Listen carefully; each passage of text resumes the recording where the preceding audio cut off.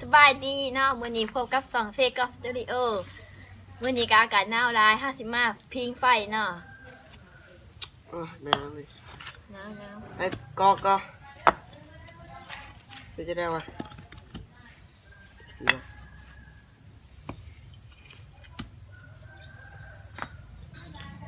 มือใหม่เด้อไหนพ่ออันนั้นก็ได้ขนาดเจ็บหอยเดียวเขาเอาดักไฟแล้วก็ยังวะแล้วก็สิต้มมีเนาะไปเบิ่งตอนขั้นตอนต้มมีแล้วก็ดักไฟได้เลย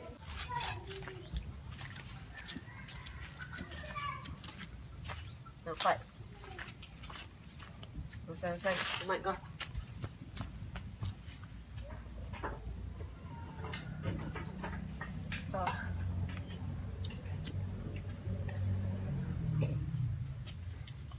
น้ำเอาได้เลยเหรอบอกว่าเอาไว้ผมเป็นเสื้อก่อน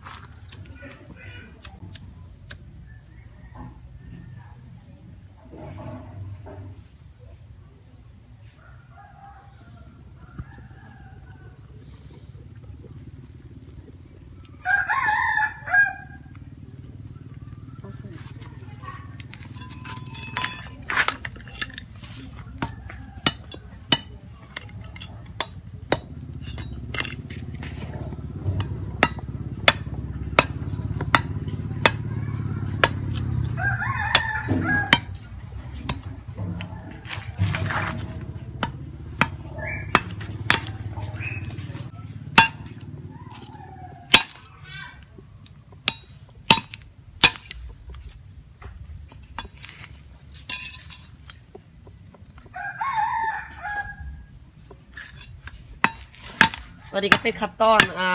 ดักไฟเนาะดักไฟตกมีสนับสนุนโดยมันแก้วกินไหลอิ่มเนาะแล้วก็มีไวทุย What ผมเป็นสปอนเซอร์เนาะพอแล้วเหลือมีควันเลย 2 hours laterเอาไฟออกแล้วจะแตกสตาร์ได้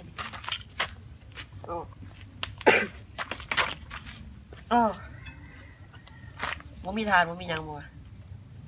ใช้ทานบ่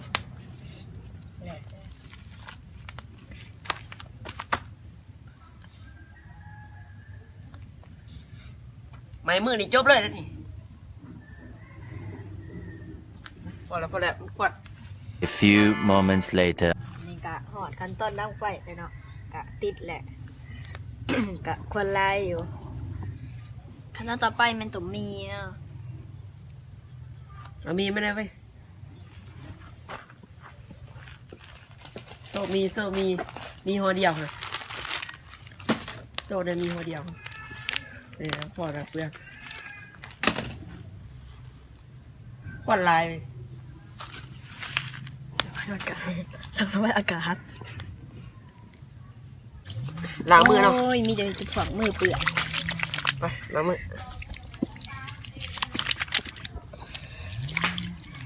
อากาศกระหนาวแห้งน้ำเย็นเนาะอยากให้กล้องสัมผัสหนับนอนเป็นจะไดเอามือตะกอนเย็นเนาะ A few inches later สามให้หน้าก็มีมายากลแล้วก็ยังเขามายากลที่เห็นอยู่ในคลิปหนึ่งเนาะก็ส่งมายากลจับเอามือนี่จับทานหรือว่าจับไม้ที่ดังเนาะกับพวกเขาก็เสียมายากลแบบนั้นเนาะผ บทใส่พิจารณาในการรับส้มแล้วก็อย่าเราเลียนแบบเนาะมันเป็นการแสดงของพวกเขาเนาะการจับทาดในนี่ก็แม่นเอาผ่าเนาะเพราะว่าพวกเขากับพวกกาเนาะ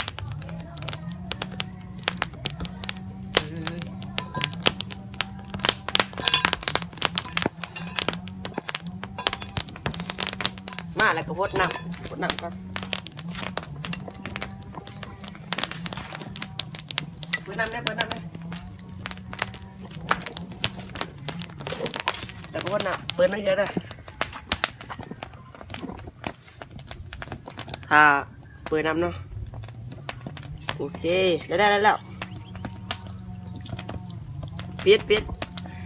What มากอะไรหูมห่างมาเนาะแต่สิเป็นประมาณนี้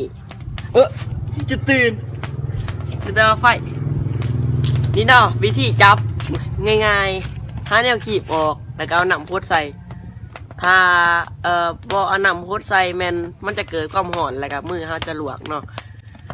โปรดอย่าเฮ็ดตามเนาะแล้วก็ใส่พิจารณาในการทำส้มเบิกตอนขั้นตอนน้าวแล้วก็ย่างข้างพวกเขาเนาะแล้วก็ตบมีเลยไปนี่ก็ได้น้ำหมอต้มมีเนาะ แล้วก็อันนี้ก็หนาวแห้งถือว่าพิงไฟ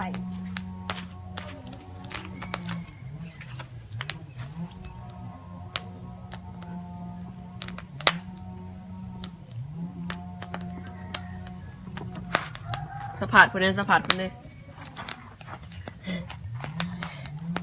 หนาวร้ายเนาะตอนนี้เนาะ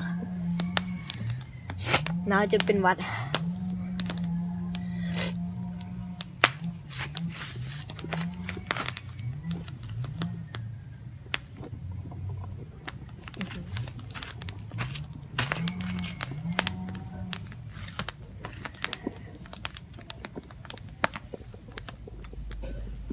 6.5 hours later เดี๋ยวนี้ก็ทาหนำให้มันฝุดก่อนเนาะ ไก่สิฝุดแล้ว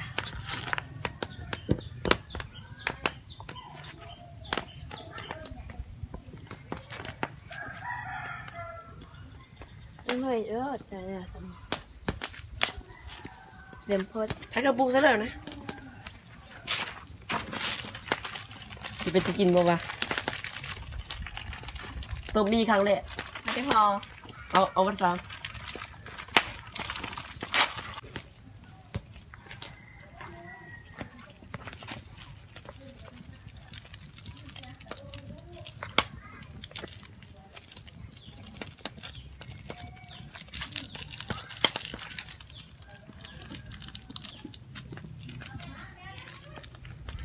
ทีมงานคุณภาพเนาะมึง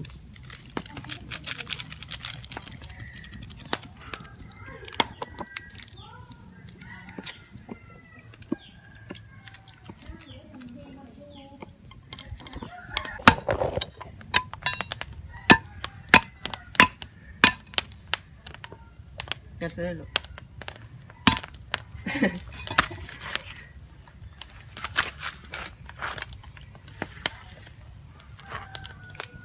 นี่นอกกล่องเตาพวกยัดใส่ตะมงเดียว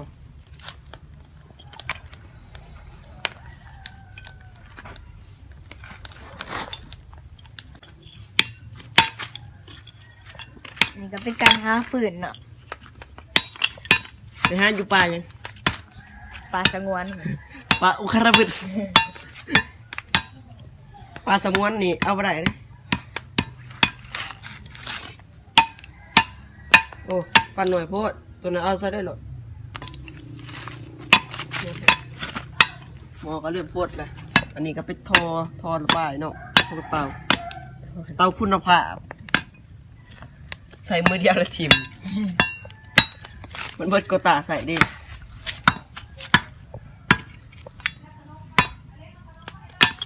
คิดตัวนี้จะตั้งอากาศหนาวเลยวะ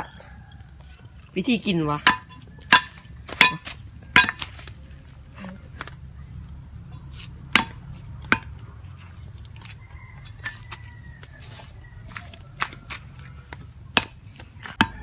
หมอดำไฟแห้งเกินดำเบอร์ละหมอนี่ที่อะไร โขกเขาเลยจะเขาเห็นเลย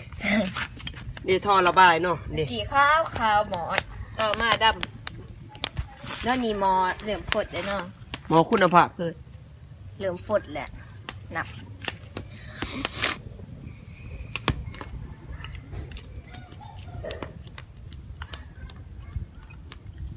ไก่ที่ซุกนี่ซุกแล้วเนาะกะน่าจะป้งเลยเนาะแบบนี้เนาะกะสิเกียมตัวตักใส่ทอกใส่ถ้วยแล้วถ้วยแล้วทอกทักเตือนเนาะคลิปนี้หามันต้นคำเนาะ เป็นไง เดี๋ยวแบบยางแล้วแหละไปตื่นเนาะเดี๋ยวอันนั้นเดี๋ยวเจอเนาะ ได้เจอ เดี๋ยวเจอ ได้มีไปเจอหมอ เอาค่อยๆเอาเนี้ย ไปกิ๊ก ลงมือกันเลยนะตอนนี้นี่ก็กินซิวๆเนาะ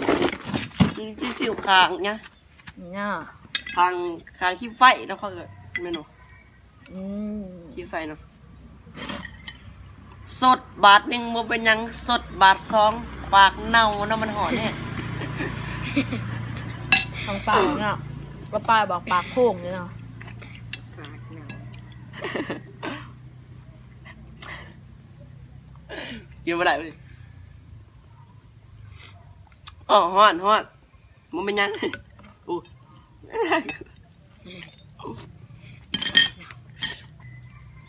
ไม่ได้ใส่หยังอีกเสียบเว้ย นี่เนาะ ยั่วอัน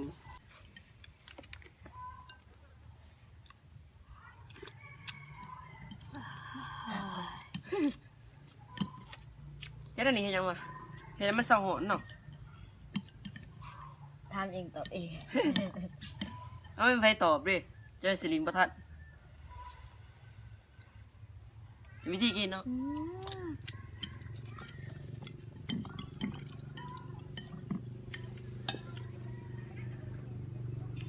ขั้นตอนเนาะพยายาขั้นตอนกะบอกไปในตอนต้มเลยเนาะว่าเอามีหยังเอาลงให้มันเบิดเนาะนับแต่เครื่องปรุงแล้วก็เอาน้ำห้อนลงเนาะน้ำห้อนกับว่ามันห้อนอีหลีร้อนเนาะพอดีพองามแล้วก็งุ่มไว้ประมาณ 2-3 นาทีก็สามารถกินได้หรือว่าสดได้ในคลิปเนาะ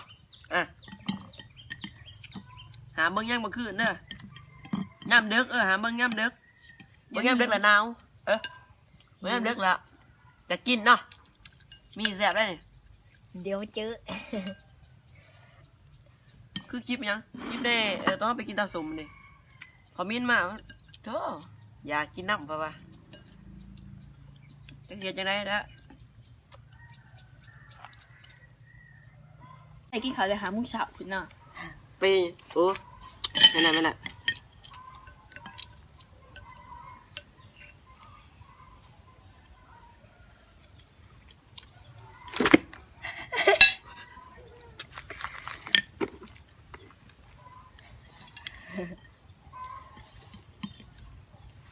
เส้นยาง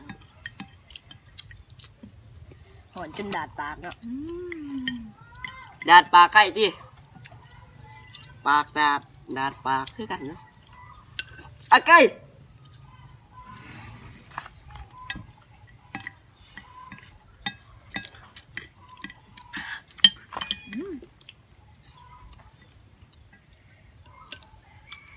มันคือเป็นจางๆปะเส้นมีวะ ก็ไปเสือมีหามแดนเนาะ เป็นยังคือแลนมอยแลน เดี๋ยวมีอะไร ว้าวลินท่านเว้ยโอ้คักมุกมันนี่ได้คมทำไมหามุกก็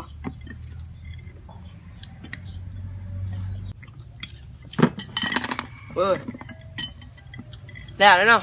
วิธีกินกับซ้ำนี่แหละอากาศหนาวกับกินในสี่เนาะอะไรกับกินมันกับกินมันแก้วเนาะกินแล้วอิ่มเนาะแล้วก็กินมีก็ให้กินห่อนๆไม่กินเย็นเนาะถ้ากินเย็นมันจิไข่หรือว่าให้มันห่อนน้อยๆหนึ่งก็ได้เนาะค่ะว่าบ่มาห่อนนี่ลีล็อกอะเนาะแต่ว่าอากาศนี่ก็หนาวพอสมควรแล้วก็มือหนาวมือบอนนี่เป็นยังไงเนาะอากาศพี่ตาว่าจะลืมกดไลค์กดแชร์ให้พวกเฮาเนาะเพื่อเป็นกำลังใจแล้วก็บ่พลาดคลิปใหม่ ให้กับช่องเซกองสตูดิโอเนาะไป